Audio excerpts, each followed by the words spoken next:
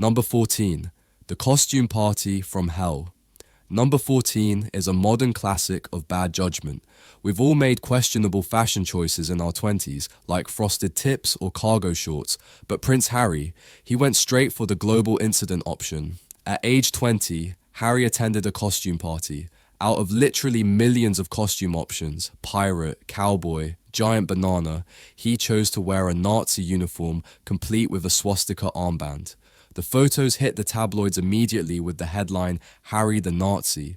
It was proof that between the immense privilege and the pressure, he had completely lost the plot. It wasn't just a bad joke, it was a total disconnect from reality and history. It became a metaphor for his early struggles, a guy who had every resource in the world but zero common sense. Number 13. Edward VIII's Great Escape. Edward VIII ruled for less than a year, which is probably a good thing. He is famous for abdicating the throne to marry Wallis Simpson, a twice-divorced American. History often paints this as a great romance, but if you look closer, it looks more like a guy looking for an excuse to quit a job he hated. Edward didn't want the responsibility of being king. After he abdicated, he didn't go live a quiet, humble life. He resented losing his status. He expected to keep all the royal perks without doing any of the work. He spent the rest of his life sulking in luxury in France. He was a man who never knew what to do with his freedom.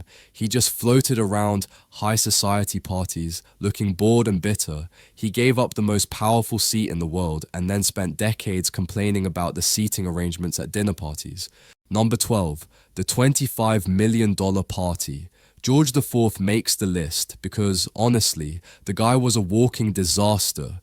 His coronation in 1821 was described as a theatrical mess of narcissism.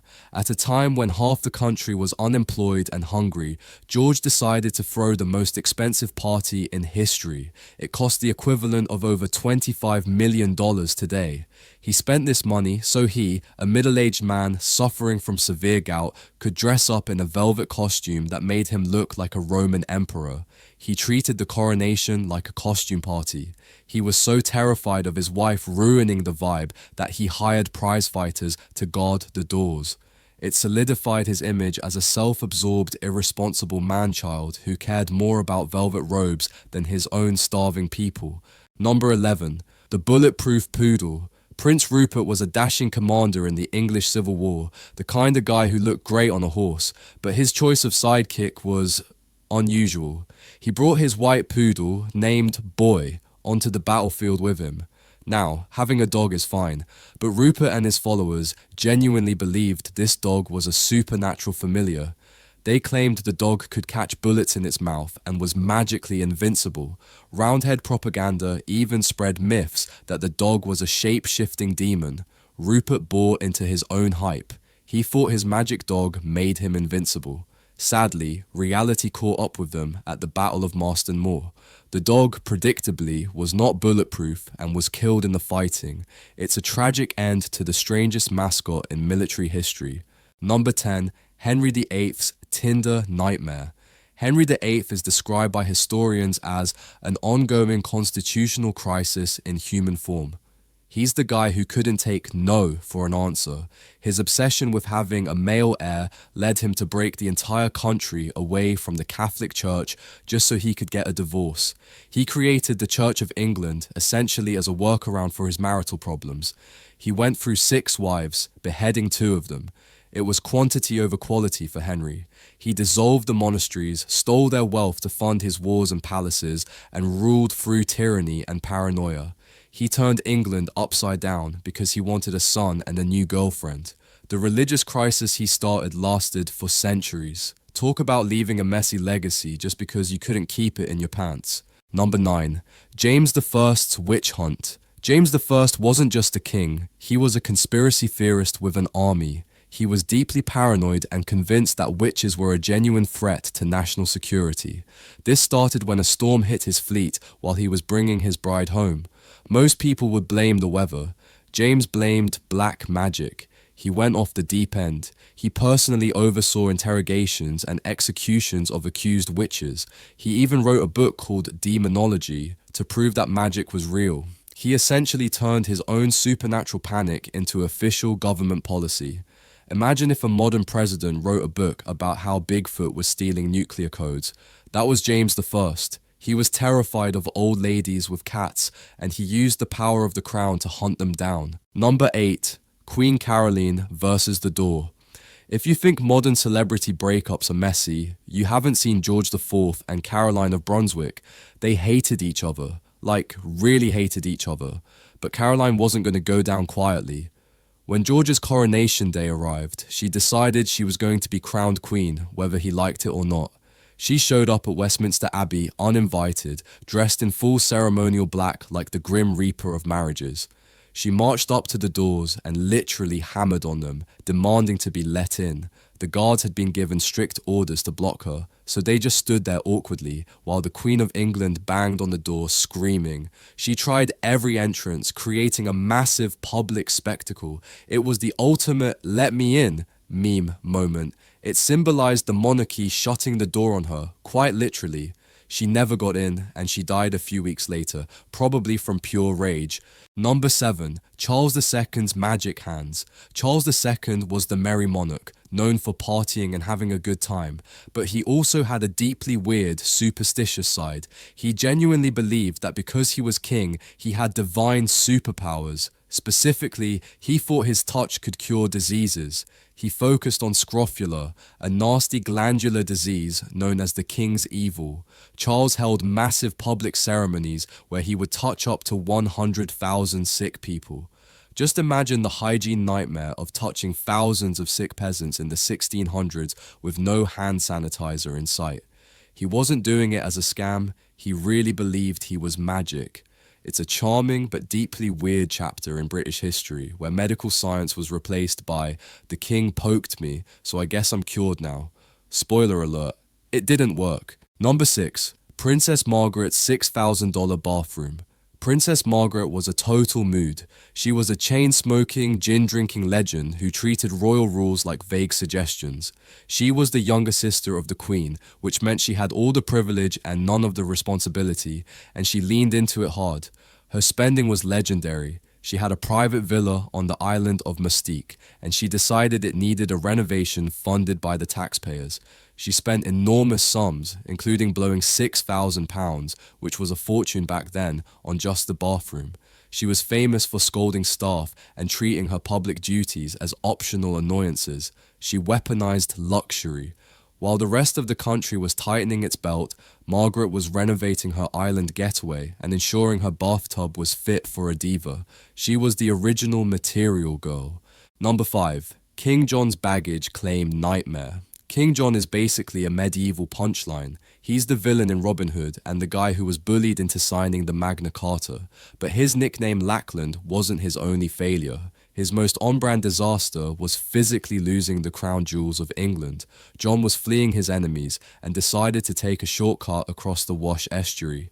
He looked at the ocean and apparently thought, "I can take it." He misjudged the tides completely. The water came rushing in, and his entire baggage train, containing the royal treasure, the regalia, and presumably his dignity, was swallowed by the swamp. It was never found. To this day, there are treasure hunters looking for King John's loot in the mud. Imagine explaining that to the court. "Hey guys, good news is I'm alive. Bad news, I dropped the monarchy in a swamp." Number 4. George III talks to the trees. This one is less haha funny and more oh yikes, but it definitely counts as a notorious royal moment. George III is famous for losing America, but he's also famous for losing his grip on reality. During one of his severe mental health episodes, the king was spotted walking in the gardens of Kew Palace. He stopped in front of an oak tree, shook one of its branches, and proceeded to have a polite, lengthy conversation with it. He genuinely believed the tree was the king of Prussia. He wasn't joking. He was engaged in serious diplomatic talks with the plant. This moment became the symbol of his unraveling mind. While it's sad looking back, at the time, it was a massive crisis. Imagine the Prime Minister trying to get a signature on a law, but the king is busy negotiating a trade deal with a shrub. It eventually led to his son taking over as Prince Regent. Number 3. Richard II's blinged out horse. Richard II was the original influencer king. He didn't care about the economy or the peasants, he cared about aesthetics. He was obsessed with the divine right of kings, which he interpreted as, I can do whatever I want because God thinks I'm pretty. His vanity was off the charts. The peak of his absurdity was his horse. Richard decided that a regular horse just wasn't regal enough for him, so he commissioned custom golden outfits and ornamental armor for the animal. He literally spent the kingdom's budget on horse jewelry because he thought the animal looked too plain. This wasn't just a fashion statement, it was a symptom of his delusion. He was so focused on looking like a god king that he forgot to actually act like a competent leader. His vanity and authoritarian streak eventually annoyed everyone enough that he was deposed. Nice horse, shame about the reign. Number 2, the Duke's unlicensed joyride. We all have that one friend who says, hold my beer, I can totally do this, right before disaster strikes. For the royal family, that was Prince Henry, Duke of Gloucester. You'd think being a royal comes with enough adrenaline, but Henry decided he needed to up the stakes by piloting a military aircraft. The problem? He didn't have a license, or proper training, or authorization. He just hopped into the cockpit like he was borrowing his dad's sedan and took off. Predictably, physics kicked in, he lost control and crash-landed in a field. He managed to damage a very expensive piece of military hardware because he felt like going for a spin. Of course, because he was a royal, the palace and the military hushed it up immediately. It remains a classic example of the consequences are optional mindset. If you or I crashed a military jet, we'd be in prison. Prince Henry just probably got a stern talking to and a stiff drink. Number 1. Edward II's Royal Sandcastle. You know how toddlers get obsessed with digging holes at the beach? Well, imagine if that toddler was the King of England and had the national treasury at his disposal. Edward II was a guy profoundly unsuited for the job of ruling a country. He preferred thatching roofs and digging ditches to actual governance, but his weirdest flex was at Kenilworth Castle. He commissioned a giant wall made entirely of sand. Yes, sand. It wasn't for defense, it wasn't for irrigation, and it certainly wasn't strategic. It was a whimsical temporary structure that served zero purpose other than amusing a bored king. It was basically a medieval Minecraft project, but with taxpayer money. This sand wall became a perfect metaphor for his reign, unstable, pointless, and destined to collapse. His nobles were so done with his hobbies and his refusal to actually be a king that his wife eventually deposed him. It turns out you can't defend a kingdom with a sandcastle.